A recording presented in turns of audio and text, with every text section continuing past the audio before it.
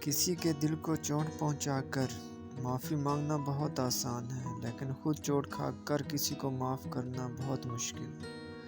غلط بات پہ غصہ آنا شرافت کی نشانی ہے، لیکن اس غصے کو پی جانا مومن کی نشانی ہے۔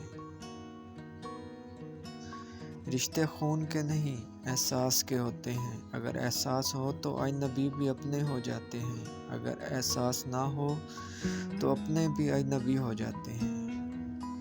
اپنی زندگی میں ہر کسی کو اہمیت دو، جو اچھا ہوگا وہ خوشی دے گا اور جو برا ہوگا وہ سبق دے گا۔